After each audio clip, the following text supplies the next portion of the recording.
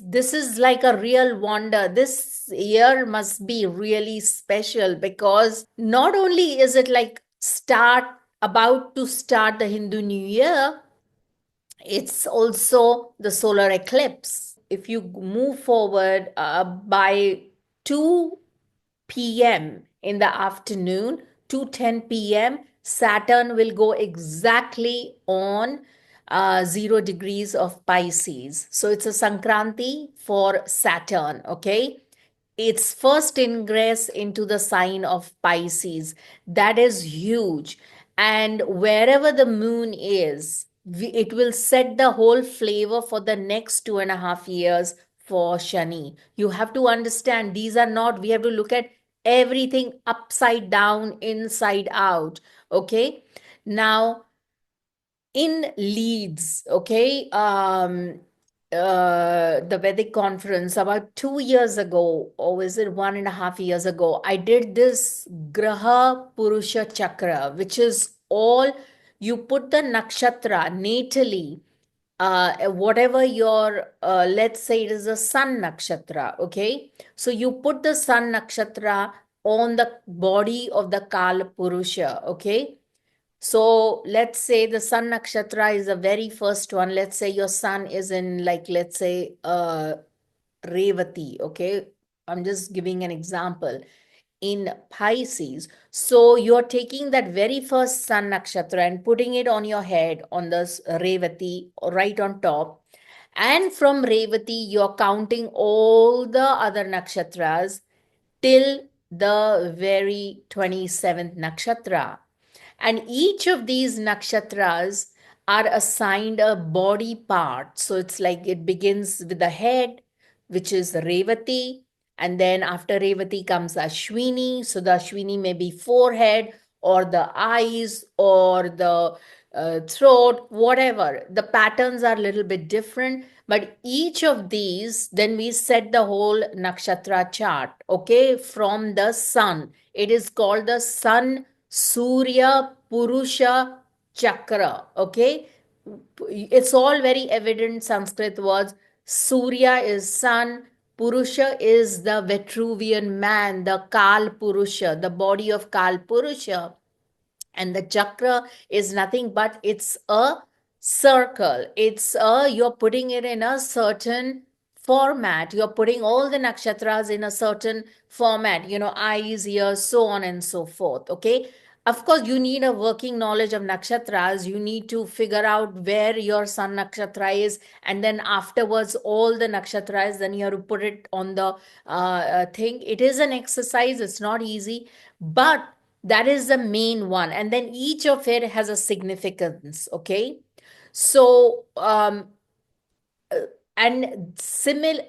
exactly as we have done for the sun, we do it for the moon. Now with the moon, you may say, Sonal, how can we do it for the moon? You can understand for all the planets because they all have a particular nakshatra, and from there we are counting to the moon, right? So how can we do moon mapping? It is called the Janmatara. Your moon nakshatra is called the Janmatara. So once you put the sun, let's say in Revati, and let's say your moon is in Ashwini or Bharani, so it will be what number?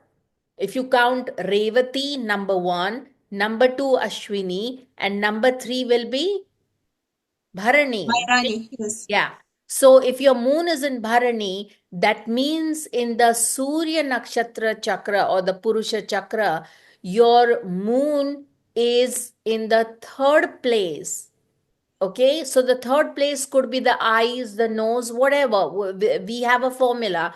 I will give you all the formulas and everything, and I will show you how it maps. So the third one will be the that particular body part, and that third one will have a particular signification. That means it could be like gains or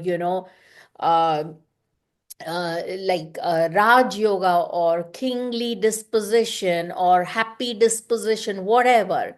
So that means that by and large, from the Surya, every time there is a transit of the moon, when it transits, because it is permanent, your Janma Tara is permanent for this lifetime. So it will carry that flavor. Okay. So this is very helpful in seeing the natal placement of your moon, how it interacts, what is the big theme vis-a-vis your sun. Okay, sun. And when you do a gochara, that is a transit of moon, and you want to see what impact it has on your sun. Okay, I'm talking only of the sun right now. So on the sun, so then you will see where the moon is transiting and map it according to that. And then you will get it from the sun. So what impact that particular, let's say the moon is in a not a very good, let's say it is in the fourth, let's say the moon is in Uttara Bhadrapad, okay, which is the 27th constellation from Revati. Remember, your sun was in Revati in our example. So, if it is in the 27th constellation, that means it may be mapping to the feet or legs or the right leg or the left leg or whatever. So, that means, let's say, the flavor given for that is, let's say, losses or a death like situation. So every time the moon will transit that particular constellation of Uttara Bhadrapad, you will have that experience. Okay. But because from your sun to your Janmatara, it is very nice. It's like about gains and about well being or something. Okay. It's in Bharani, right? So maybe it is about well being. So it's very well placed. So you have to combine both the flavors. So for that particular day, if it is talking about like death and huge losses, heavy losses, through the gochara of the moon, so it will be mitigated. It won't be feel so terrible. Is everybody getting this? Yeah. You have to consider a lot of things for the transit. If you're doing it properly, you have to consider the Ashtaka Varga in your chart, in the Saturn's this, and so on and so forth. Okay. So that is one thing about Saturn's transit per se. There's a whole chapter dedicated in the Parashara on the transits. There are every single Saravali has a transit, Jataka Bharnam, one sec. Jataka Bharnam also has it. All most texts, Man Sagri also has it. Equally, the other powerful method is because it is a transit, guys. It is not your dasha. Remember that. The dasha will always take a higher precedence. Okay? Please make this a note. So don't get too scared. And whatever the results of Shani, it will always is to be seen through the lens of the Dasha and the Antardasha. Because you see, the thing with Dasha and Antardasha is it is long term. Okay, it is something which is consistent, it's there. Okay, transit is here today, gone tomorrow. In 2.5 years it's moved somewhere else. But the dasha is, if you get a transit of, let's say you're in a dasha of Shani, Rahu, which half of you seem to be, more than half of you are seeming to have some connection with Shani or Rahu, Antardasha or Shani Dasha, most of you here, which is like, oh my God.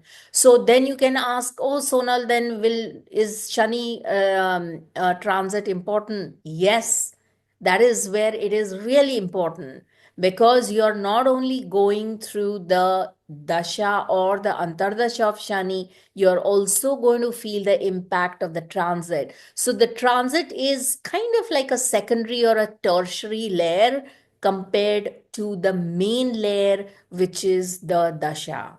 Okay, so please get it into your heads, don't panic. Everybody goes through the sade sati. Okay, everyone. So to say that, oh, it's going to be a disaster just on the basis of the Sade Sati is very fallacious argument, because you could well find that Shani people who have gone through the Sade Sati and who may have also gone through a Shani, dasha or an antardasha at the same time. It is very powerful because they have got married, they have done so much in that period. Okay, people have got married. Like, for example, I don't know if years ago, I think Shani was in Scorpio, and what's her name? George Clooney got married to that Middle Eastern woman. Somebody remember her name? What's her name? George Clooney's wife. Amala or something Yeah, like that. Amal. Yeah. She's a Amal. lawyer, I think. She's a lawyer. Yeah. So Amal, yes. So she, when I checked up at the time, she was going through a moon debilitated, and Shani was in Scorpio, and her moon was in Scorpio. Absolutely thick of Sade Sati. Now, why would a Sade Sati get her married to such a powerful actor? And you would think, and he's had one marriage before, I think, and so many live in and so many affairs and all that. You would think, nothing is going to last, bull, this is all like, but hey, it's still lasting. They've got kids. So you see, don't ever underestimate the power of Shani. Never. Okay, don't think that, oh, all the sade satis are bad and I'm also in the dasha, it's all miserable. It is not. It depends on what is the misery, and that is the point I want to come to. Okay, the thing about Shani is it's all about the Vayu Tattva, okay? And I'm not going to go too much into these Vayus and different Vayus and all of that. But the main thing I want to arrive at is give you a little bit of a history, okay? All of you must have been to Varanasi, right? Nope Yes. yet. Oh, you haven't? No. Shabnim, no? No, No, it's what is it, Sona? Sorry, I couldn't. Varanasi, the Varanasi. city of Ah, Varanasi. no, Azize went. I didn't. No. Not Gitmedin mi sen Varanasi. Varanasi'ye? No. No, she didn't also. Sorry. Oh, okay. So basically, if you go to Varanasi, right, if you see one, the main, every city, every temple, every region where there are big Shakti Peeths and big temples, very powerful energy vortexes, will always have a Bhairav or a presiding specific Bhairav, kind of like the protector of the land. Protector, he is always going to be there. Okay. So the concept of Bhairav is very important in our entire learning. Very important. Okay, and I will tell you why. So this is from the Skand Puran. Okay, I would say that, one day I will do a like, depending on your chart, we can figure out where your Puran is. What is the specific Puran which is related to you? Okay. So that particular chart becomes very important for you. Okay. That particular Puran will become very important. So Skand Puran is often talks about, there's a whole chapters denoted to what is Bhairav and why did Bhairav manifest, and Kal Bhairav specifically. So the Kal Bhairav is also known as a Kotwal. He's like the police chief. I told you, he's like the overseer, the protector of the Varanasi. It's another name for Varanasi is Kashi. Okay. So the text talks about a lot of the positivity of the Bhairav temple. There is that Bhairav temple is always so crowded. I think Mirinda and all of you who would have gone would have noticed that, and Isabel and all that. So, who is this deity, Bhairav, and what are his names? And so he's been, Agastya said, he's asking one of his disciples that what is about the Bhairav and what is the nature of his and all of that. So then the answer comes, and this is also very similar to Narad Puran, where Bhairav is given a lot of importance because it says Bhairav is like another form. um Shiva had to take another Rudra form in order to manifest and to remove a lot of the ills of the world, lot of the sins and lot of the disturbances and the mental anguish and things like that. So he is also one of the ace yogis, and he's also a absolute ascetic, as you can see in the picture. He inhabits where there is all like graveyard and cemeteries and all of that, and where there's like a funeral pyres burning and all of that. And equally, he's also, if you go to him, he will also give you a lot of abundance. Okay, a lot of abundance, and he is literally the remover of all troubles. Okay, there are reams and reams written on Bhairav.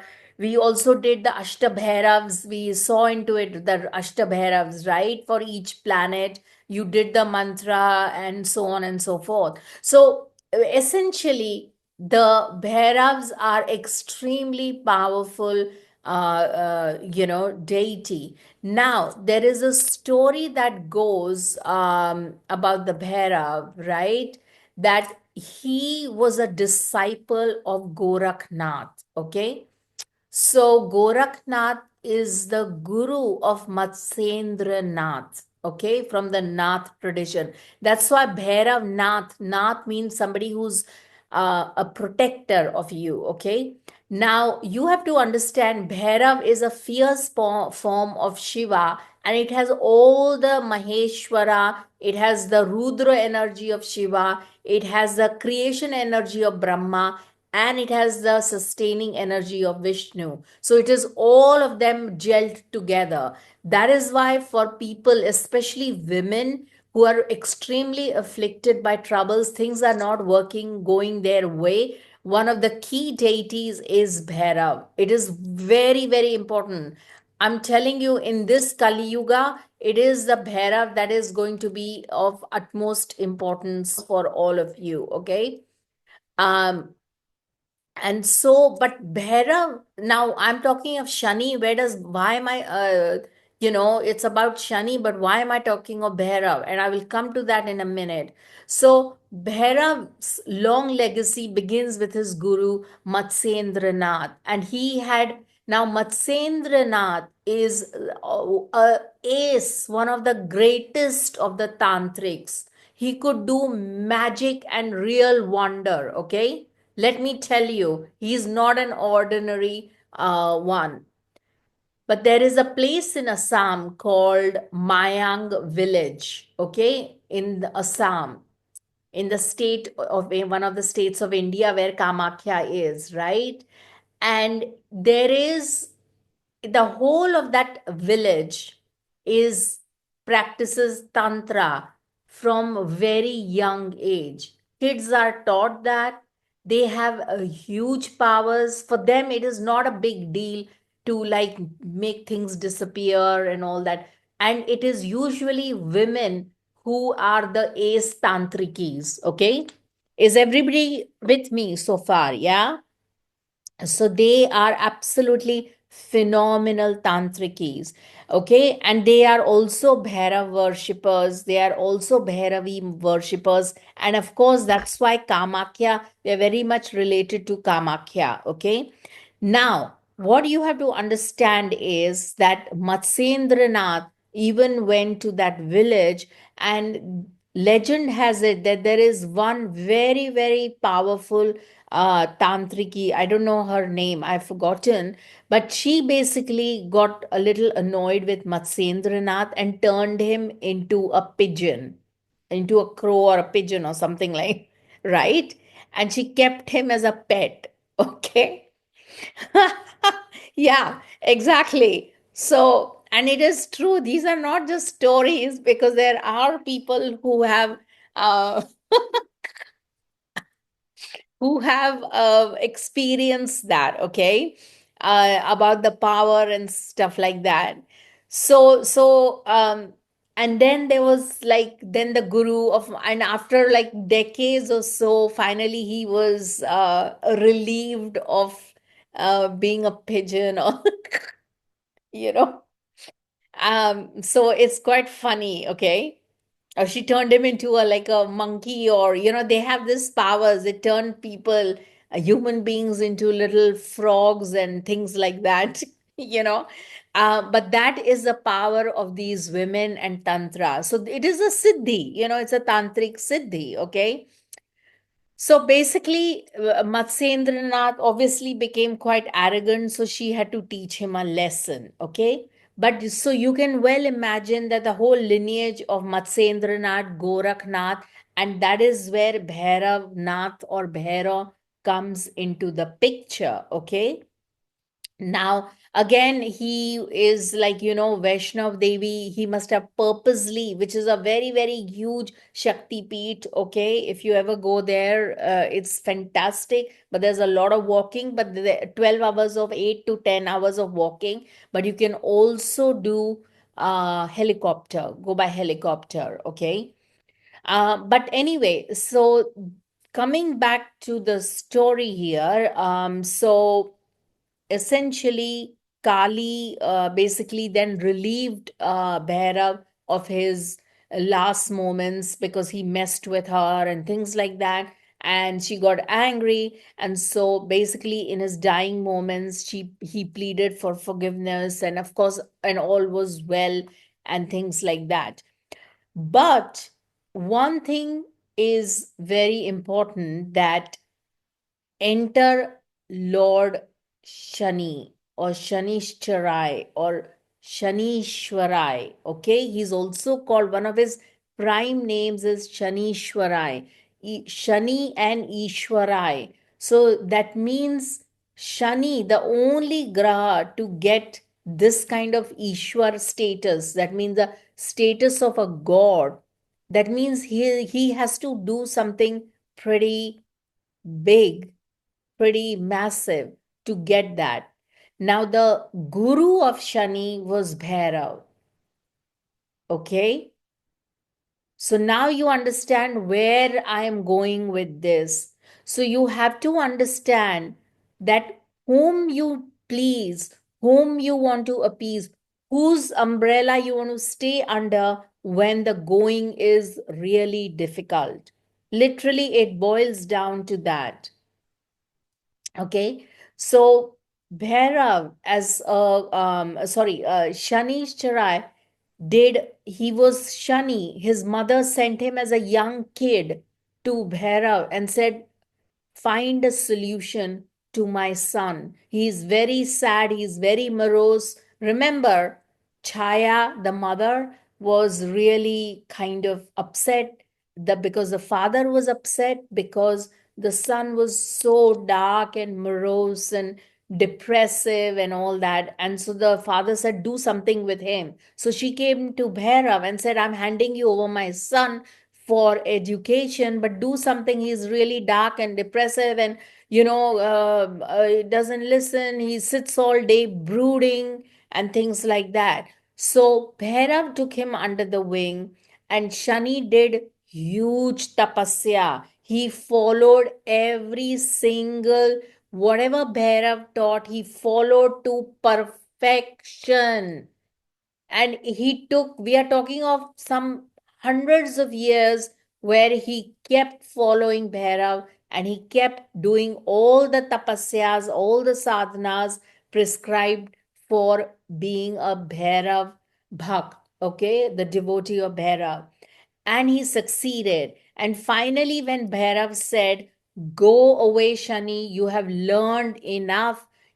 I am now your guru, and I let you go into the world, and you will get the status of being a graha." So Shani said, "But I have to still give you the Guru Dakshina, you know." And so his mother came to collect him, because you know how graduation mothers come to take their kids away and things like that. So he said, "What about the Guru Dakshina? You have taught me so well. I have to give you something." So before he knew it, before Bhairav could answer, he took Bhairav's sword and he cut his head, and he just, you know, and the mother started crying. Chaya was like in absolute tears, like, "My son is dead. His corpse is lying. What am I going to do, Bhairav? This is not what I send you for. All these years he did tapasya of yours." So Bhairav said, "Are you kidding me?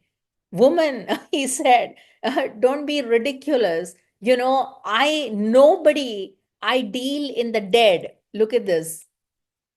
Sorry. Look at the imagery here of Bhairav, right? He says, nobody dies without my consent. And I am the resurrector of things. No one dies without my consent. So he gave him within seconds, he resurrected Shani, and he said, "Why did you do this?" He said, "Because that's my Guru Dakshina to you. I owe you everything." And Bhairav replied that, "Hey, you know what? You don't have to give me anything. I am happy. I am putting you on the status of all my work and all the knowledge that I've taught. Go into the world and practice it, because any problems, you can always come back to me, because whatever I have taught, you have imbibed perfectly. So all the things I stand for, you stand for." Okay. And so he said that you will be an Ishwar. Ishwar means you will have a God-like status, a Devata status. Okay. You're the only graha who will have that kind of status, and you will oversee everything of human beings, misery, not misery, so on and so forth. Everything you will see forth. Okay. And so if you look at the whole Shani's motive, okay, if you look at Shani's look, it is very similar to Bhairav and things like that, okay? But what you have to understand, and the vehicle of is different, but what you need to understand of Shani is that his brother was Yama, okay, the god of death, who comes to the door, okay, and his Pratyadi Devata, okay, is Chitragupt. Anybody heard of the word Chitragupt? Chitra, No. anyone? Mm-mm. Okay. Gupt, Gupt. Okay. Chitragupt. Chitra in Sanskrit means a picture, a painting or a picture. Okay. And Gupt means secret. Okay. So Chitragupt is like his Pratyadi Devata for Shani. And the main deity, of course, is Yama. And the Mula means root. Okay. The root one is Brahma. Root Mula. Okay. Is Brahma. Okay. That means it's derived from Ka. Okay. Which is the akshara for Brahma. Okay. Ka is all about creation. So Shani is very much involved in the creation of things. Okay. Creation. Once everything is destroyed, then a new account can begin. It's like, you've paid your taxes, you paid everything. Now a new account is about to begin. Okay. So that is all like the purview of Brahma. And coming back to, of course, the god of death, you send somebody to die because they have done their time. Their karmas now are no more proper for them to keep living. It's a waste of their time. And that Shani will decide. And he will just tell his brother, go get them. Everybody getting this? Yeah. And Chitragupt is a very secret scribe. Chitra, as I said, is a picture. So it will give a complete, every single thing, detailed picture, like a Akashic record of your everyday karmas. And it'll be handed over to by Chitragupt to Shani. And then Shani will have a look and say, there's a problem there. Second house Shani. He did something naughty for work. He did something naughty to earn money. He took extra money which wasn't his. Or instead of giving paneer, he made analog paneer. There is, the paneer in India is horrible, horrid. Don't eat it, don't eat it. You will fall sick if you want to live properly. So anyway, I'm just I'm being jocular, but anyway, don't eat the paneer. So you'll be healthier off in India anyway. So why is it even there and why isn't it banned? It just escapes me. But the thing is, so essentially all the karmas are factored in. So you can't escape from Chitragupt. Okay? You can't escape it. So, one of the key things, remember, for any Shani transit, one of the key things, 2, 3 things you have to bear in mind. One is that you have to do the Saturdays, you have to, if possible, feed the crows or the blackbirds. Guys, this is so important. I cannot even begin to tell you. If you are panicked about Shani transit, you begin with this because it is the Pitris. Pitris is like Brahma. They have whole Shani is like the ruler of the Pitris. So you have to do that. You begin on this Saturday because it's perfect. Okay. Number 2, sesame oil. Sesame has especially black sesame, has a close relationship with Saturn. Very close relationship. Okay. So take a bath with sesame, as in not put it in the bath, massage yourself, and then you remove it with warm water or whatever water temperature, depending on the season. Just take a bath over it. Okay, that is number 2. Number 3, on every Saturday, make sure you light a black sesame oil lamp, especially in the evening. Okay? Is everybody clear on this? Yes, I normally burn black candles. Yeah, but see, it's not the same, Yeah, Oksana. I understand. Yes, yeah. Yeah, I'll It's get that. not, and it is so easy to make by yourself. How do you make them, Sona? It's easy. It's all you have to, if you have a problem, I either go to the Indian store and get the wick. Okay, number 1.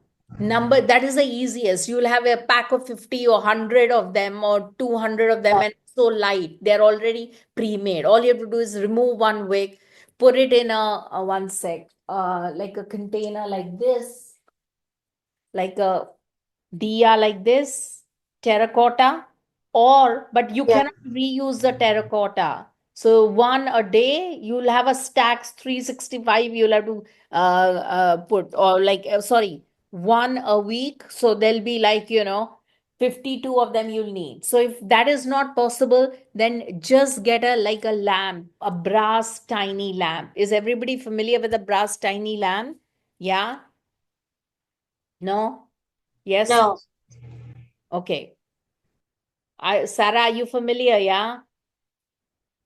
Is it like the one you show me where you put the little wick to the Yes. side? Yes, Yes. yes, yes, Okay. yes. Okay. Okay.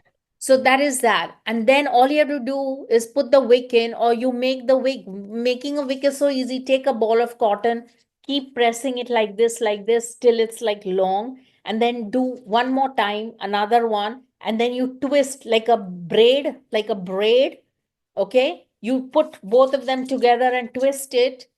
And then you dip it in the sesame oil, put the sesame oil into the lamp, and then let it go. Okay. Okay. So that is definitely on Saturday mornings and evenings, if you can do twice. I would recommend twice. And if you are really brave and if you really can stand it, you can add mustard oil in the evening as well as neem oil. Neem oil is so bitter and stinky, but I will tell you, it is one of the best remedies for Saturday night or evening. It really is. Okay. And so now black sesame oil is it again from Indian shops or You find it everywhere. Tesco's. black sesame No, oil? forget black sesame. Oh, You no, normal, standard sesame standard oil. Yeah, sesame. Yeah, okay, yeah. okay, okay, Standard fine. sesame is fine too. Forget Okay. about black and all. Okay. Yeah, okay. Chinese health food shops has it. Every place will have sesame. Now Yeah, sesame yeah. is No, coming. for Yeah, sesame, for standard sesame, I know. yeah, But for the black sesame oil, yeah. I Okay. never seen any anywhere. If you go to the Chinese supermarkets, you can find it, but it's okay. Normal sesame oil is perfect as well. Oh, Okay. okay. And these people, Turkey and all, they use so much of tahini. They have tons of sesame, or sorry, tons of sesame oil. So it's not a problem. So So that you just dip the cotton part into the oil and it burns? yeah, of course. Okay. Okay. I can show it to you how to make it. Can everybody see the cotton here? Yeah. Yeah. Yeah. So this much you take, okay? And then all you have to do is split it up in the middle, make two pieces, okay? And then put little turmeric, little yellow color on your hand, and then just keep rolling like this. It's so easy. Keep rolling till it's super thin and your hand is warm, okay? Like this. So you've got one, okay, put it aside. Then number two, same thing you do, keep rolling till it's super thin, okay? Yeah? And now you've got two, right? So now it's time, and they're not even the same size, it doesn't matter. And then you braid it. It's like you're pressing it again, so it becomes like twisted and it's like two together, and then press it really hard. And that's it. And then all you have to do is, like put it on like I've got a different one. I've got a South Indian diya where you can put it through this little hole right inside and it'll sit there. You can do both, or you can just let it sit here, and then pour oil till here, till the top, or at least 3/4. Is everybody getting this? Yeah. Thank you. Yeah. So Yes. it's easy, you. yeah. Yeah, it's It's really no easy. cost, it's cheap. Okay. It's like and reusable. If you take this Then this, if you buy this, then this you have to one time use only. You can't keep using it. Okay? Okay. Yeah. You Yeah. have to, it's terracotta, you have to go and on a crossroad, throw it or break it up or let it go in a flowing river. Okay, guys?